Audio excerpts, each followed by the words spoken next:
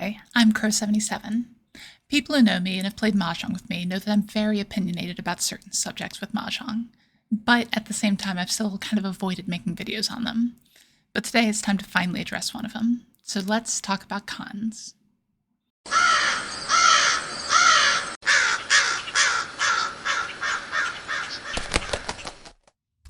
The first thing that's critical to understand is the three different types of cons. Each has its own strengths and weaknesses that we'll be looking at in this presentation. The first, and in my opinion the most commonly misused, is the diamond con, or the called con.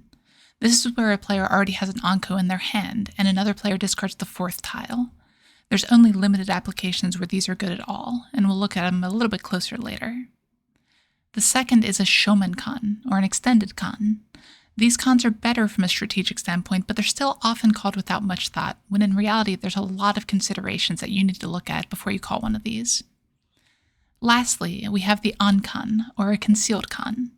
This is by far the most powerful type of con, but it requires you drawing all four tiles in a con by yourself, so they aren't very common. So let's take a bit of a closer look at each. As I mentioned, I feel the diamond cons are the most commonly misused. I'd estimate that maybe 5% of the times when you're able to call it, it's correct to actually do so. There aren't even many benefits to using it. You get a small increase in foo compared to an onco, and you get an extra Dora indicator.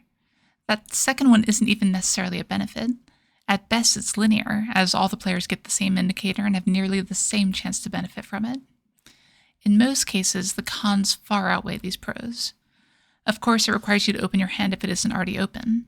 This alone can negate the foo benefit we just talked about. Concealed hands naturally have more foo than open ones. Using this con also completely removes one of your defensive options.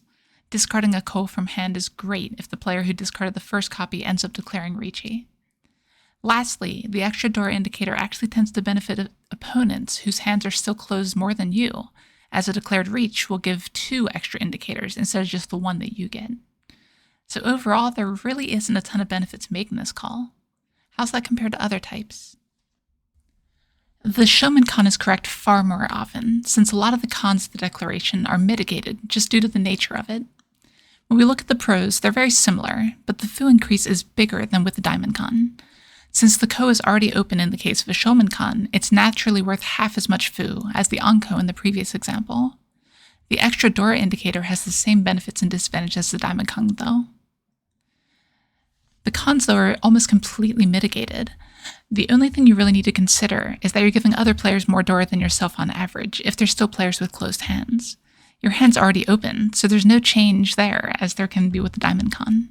You also aren't locking any more tiles than you would normally, since 3 of them are already locked in from the pawn that you called.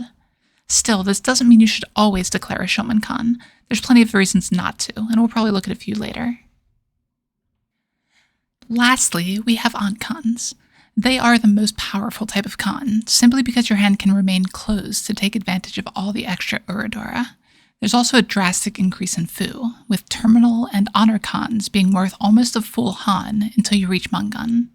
You can even call these after you've Riichi'd if you draw your 4th tile later, as long as it doesn't change your potential hand shapes at all. With that said, it does still reduce your defensive options, and it can still give your opponent's dangerous hands more Dora. So again, you shouldn't just always declare these when you can. Now that we've covered all those, let's take a look at some examples from some online games I've played. So here's the first example. It's the very first discard of the game. We have a triplet of the 9 of bamboo in hand, and we see the 9 of bamboo across the board. For some of you, this one may seem a little bit obvious, but this is a situation where you should not con. Doing so opens your hand, and you don't really have any solid way to get a yaku. So this is pretty much a textbook no con. Here's the next example. It's a lot less egregious than the first one. We have the triplet of the 6 of pins in hand, and we can see that there's 1 discarded, about a little bit more than halfway through the second row.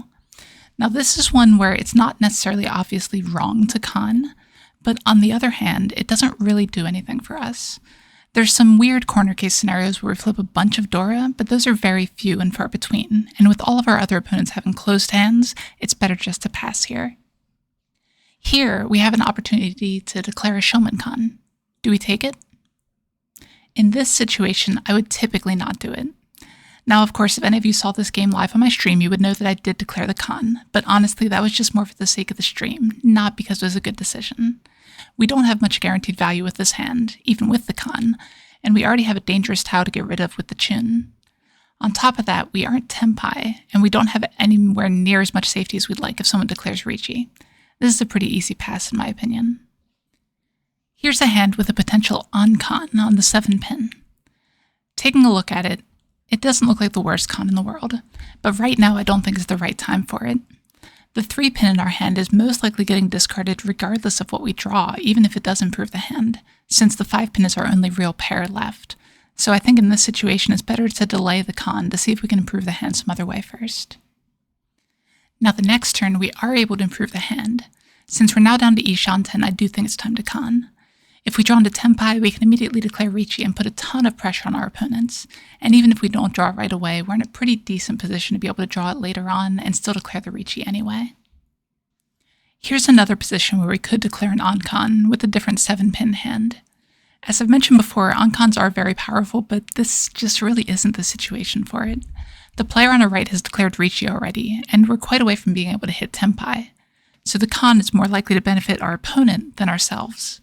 With that said, if you're getting near the end of the wall and you can deny the Riichi person the last tile by declaring a con, it can still be a good defensive option that you want to keep in mind.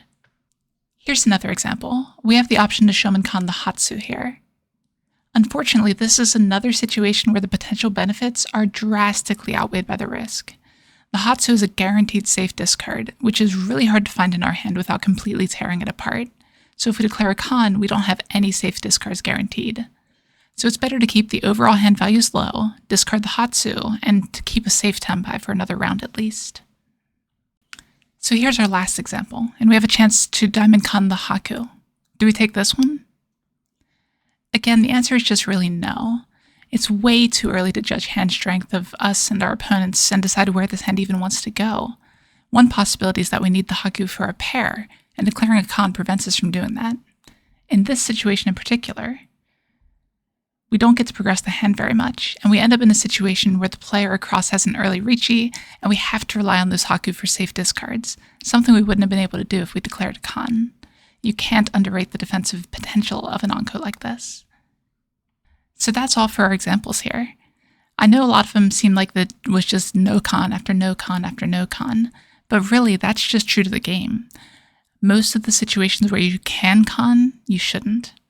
So make sure you analyze your own play and that you're looking at every possible aspect before you declare that con, before you push that button. I think it'll definitely help improve your play a lot.